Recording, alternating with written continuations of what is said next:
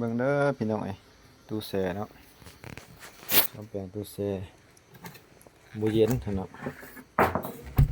มากวดกาเบิ่งแล้วแบบแพงฮวนเนาะขี้เมียงกินเมิดขาดเนาะขาดแล้วขาดจำเฮ็ดจำตัวนี้ก็ขี้เมียงกินแล้วจอบอะไรละสิมากเนี่ยก็บ่คักเดี๋ยวสิเฮ็ดแผงฮอนใส่ไม้คืนได้นี่เฮ็ดตรงนี้ประมาณนี้ใช้ทางน้องนี่ตัวมันยาวเกินนี่สิตัดพับเข้ามานี่เบิ่งแล้วติดตามตอนมันแล้วจะเป็นจังไดนี่สำเร็จแล้วเนาะงานรัดแกหรือว่ารัดแปลงแผงฮอนใช้ทางนอกเนาะ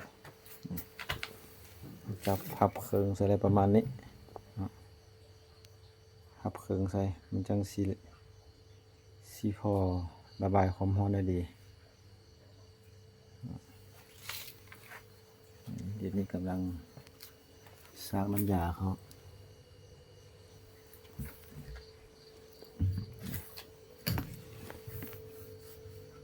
เริ่มเย็นแล้ว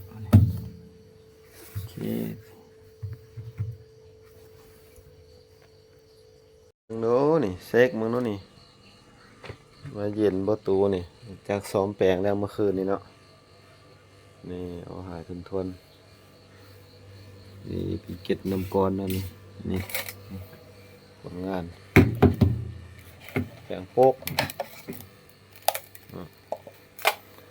น้ำเปื้อนอยู่ตรงนี้โอเคผ่านนี่ปิดงานจบแล้วงานโมดิฟายแสงฮ้อนนี่ครับ